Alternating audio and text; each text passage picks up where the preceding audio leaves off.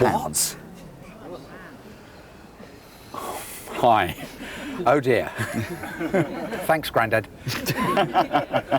When I stepped onto Albert Square this morning, the first thing that struck me was the amount of television history that's here. We've got the square itself, of course the Queen Vic behind me, and from one iconic TV series, I suppose, straight to another.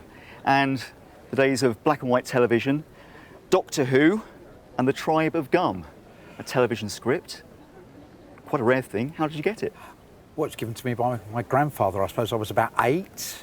Went down to see him in the summer, as we always did. Grandad worked for a building company. William Hartnell had just moved out of his cottage in Mayfield in East Sussex, I think to somewhere in Kent. And this was in the detritus that was being thrown out during the refurbishment of the cottage. And Grandad gave it to me because I was a avid and still am Doctor Who viewer. Wow. So did you understand what it was, that it was a Well, script I suppose for at Doctor that Who? age, yeah, I knew it was a script for Doctor Who. I read it because there's technical stuff in there, and I thought, don't really understand some of it at that age. And it sort of just stayed with me when I moved around the country and grew up. And it's something I've always sort of wanted to know a little bit more about. Wow. Well, fantastic. So the script is actually got this blue pencil which shows the lines that the Doctor speaks.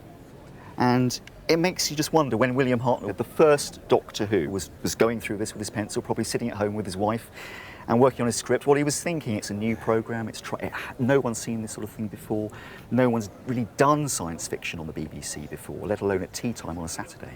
But it's just lovely to see it, and for me, a real privilege. It really, really is. One thing that maybe you hadn't realised, this isn't any old Doctor Who story. This is a script for the very first Doctor Who story in 1963.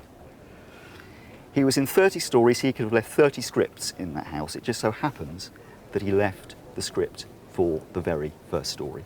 And that's what we've got. This is the DNA of Doctor Who. It's the genesis of the programme.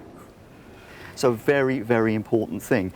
Doctor Who, as we all know, has an enormous fan following. It really does. And there are fans who would give their eye teeth for something like that. I don't see any reason for anyone wanting to fake this. It looks, you've given a cast iron provenance, and it shows signs of age. I think in terms of value, we need to be looking at between £5,000 and £7,000. Hi. Oh dear. Not going back and sitting in a file. You will never see another one. Oh wow. Thanks, Grandad. Thanks.